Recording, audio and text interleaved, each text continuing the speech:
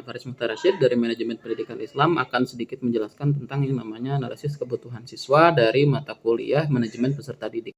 Bawahi bahwasanya yang namanya peserta didik itu adalah suatu peran sentral yang perlu dibimbing atau yang perlu diarahkan dengan baik untuk menciptakan suatu lingkungan sekolah yang baik dan individu yang baik dan cerdas nantinya. Dan ada satu hal yang memang agaknya dilupakan oleh sebagian besar pendidikan di Indonesia, bahwasanya pembelajaran itu agaknya harus dipersonifikasi untuk menyesuaikan dengan pribadi siswa. Karena pada dasarnya setiap peserta didik atau siswa sedang bertumbuh dan berkembang dengan fitrahnya masing-masing, dengan kemampuannya masing-masing, dan dengan potensinya masing-masing.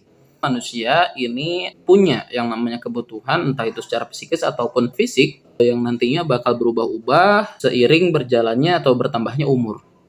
Itu sendiri adalah suatu keperluan asasi yang harus dipenuhi. Kebutuhan itu sendiri pun muncul gara-gara ketidakseimbangan oleh organisme atau suatu individu. Menurut Abraham Maslow itu sendiri, beliau menganalogikan kebutuhan manusia menjadi beberapa segmen dan beberapa bagian. Antaranya di sini ada yang namanya physiological needs atau kebutuhan yang memang menyangkut akan suatu fisik. Contoh misalkan kita makan, minum. Lalu ada yang namanya security needs. Kita butuh akan keamanan. Dan yang selanjutnya ada yang namanya social needs atau kebutuhan sosial. Contoh misalkan kita butuh sama yang namanya rasa kasih sayang atau misalkan ya sosial. Ada yang namanya esteem need atau suatu kepercayaan diri atau misalkan ada pengakuan. Kita nggak bisa menutup fakta bahwasanya kita butuh sama pengakuan. Yang terakhir ada yang namanya self actualization, aktualisasi diri di mana kita nantinya mencapai sama yang namanya potensi penuh kita. Kebutuhan manusia ini agaknya perlu diperhatikan kalau misalkan kita ingin menggapai suatu potensi full dari para peserta didik. Mungkin buat mata kuliah yang ini cukup sekian,